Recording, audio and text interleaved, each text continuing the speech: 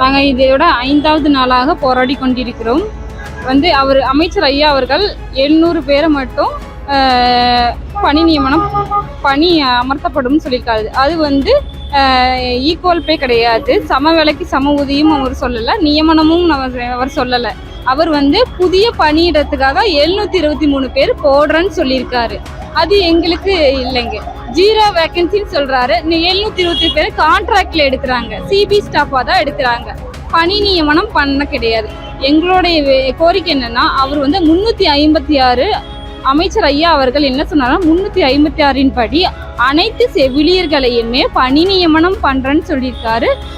ஊதியத்துடன் கூடிய மகப்பேறு விடுப்பு 1 வருடம் தருவதாக கூறினார். அந்த கோரிக்கையை நிறைவேற்றணும். அது வரைக்கும் எங்க போராட்டம் தொடரும். என் பேரு சுசீலா.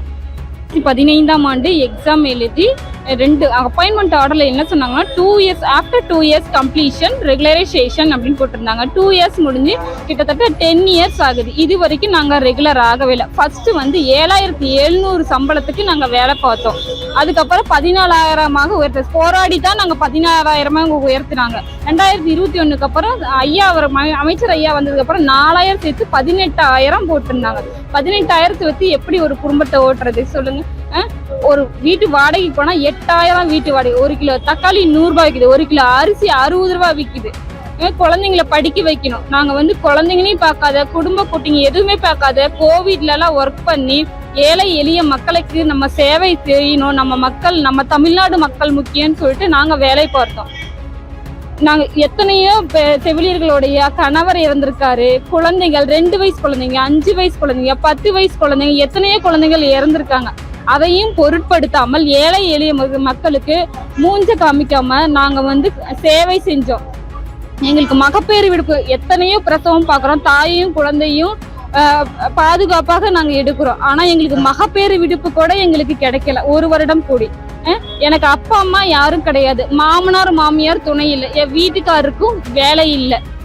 நான் தான் என் குடும்பத்தை பார்த்துக்கணும், என்னுடைய ஊதியத்தை வைத்து தான் பார்க்கணும். ரொம்ப ஏழ்மையில தான் நாங்களும் இருக்கோம். இங்க பாருங்க, என் குழந்தைக்கு ஹெர்னியா, நான் ஆப்ரேஷன் பண்ணி தான் குழந்தை எடுத்தேன். கோவிட்ல ஒர்க் பண்ணி தண்ணி குடிக்காம சாப்பிடாம என்னுடைய ஃபர்ஸ்ட் குழந்தை ஆப்ரேஷன் பண்ணி தான் திடீர்னு எமர்ஜென்சி LSCS தான் எடுத்தாங்க. 2வது குழந்தையும் அப்படிதான். நான் டியூட்டியில இருக்குள்ள ரொம்ப தண்ணி குடிக்காம சாப்பிட முடியாம பேஷண்ட் நோயாளிகள் தான் முக்கியம்னு சொல்லி பார்த்து அதுவும் எமர்ஜென்சி LSCS பண்ணி ஸ்டெரிலைசேஷனும் பண்ணியிருக்கேன். என்னை பார்த்துக்கிறதுக்கு யாரும் கிடையாது. 2 மாசம் தான் ஆச்சு.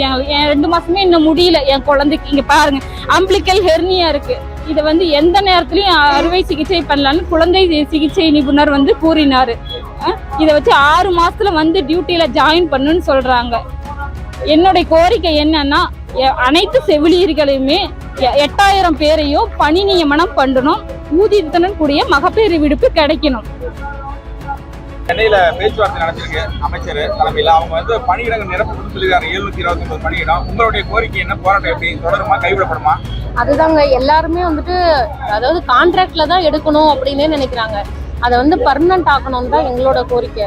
கான்ட்ராக்ட்ன்ற ஒரு விஷயம் இல்லாம எடுக்கிற போஸ்டிங்க அவங்க பர்மனண்டா எடுத்தா நல்லா இருக்கும். ஏன்னா சம வேலை சம ஊதியம் அப்படின்ற மாதிரி, சம வேலை சம ஊதியம் மாதிரி எதுலையுமே நாங்கள் தாழ்ந்தவங்க இல்லை. ரெகுலர் ஸ்டாஃப் ஈக்குவலாக எங்களுக்கு எல்லா வேலையுமே இருக்குது. எல்லா டியூட்டியும் சேஞ்ச் பண்ணி போட்டாலும் 24 மணி நேரம் பார்த்தாலும், அதே போல் மீட்டிங்கு ஒரு ட்ரைனிங் போகணுன்னாலுமே நாங்கள் அட்ஜஸ்ட் பண்ணி டியூட்டி பார்த்து கொடுத்துட்டு தான் போகிறோம். ஈக்குவல் பே எங்களுக்கு கொடுக்கணும், ரெகுலரைஸ் பண்ணணும். இதுதான் எங்களோட. இப்போ பல்வேறு மாவட்டத்தில் போராட்டத்தை கைவிடுறதா கூறியிருக்காங்களா? தகவல் வெளியிருக்கு. நீங்கள் எப்படி போராட்டம் தொடருமா? நாங்கள் போராட்டம் தொடரும். மற்ற எந்த மாவட்டத்துலையும் அந்த மாதிரி நாங்கள் இது வரைக்கும் கேள்விப்படலை. எல்லாருமே போராட்டம் பண்ணிட்டு தான் இருக்கோம். நாங்களும் போராட்டம் தொடரும். இப்போ அமைச்சருடைய பேச்சுவார்த்தை நடந்தது, என்ன சொல்றீங்க? அதுக்கு அந்த 729 பணியிடத்துக்கு எத்தனை பேருக்கு பணியிடம்? நாங்கள் எல்லாத்தையுமே பர்மனன்ட் பண்ணணும். அதுதான் 8000 பேர், 8000 பேருமே பர்மனன்ட் பண்ணணும். அதுதான் எங்களோட கோரிக்கை.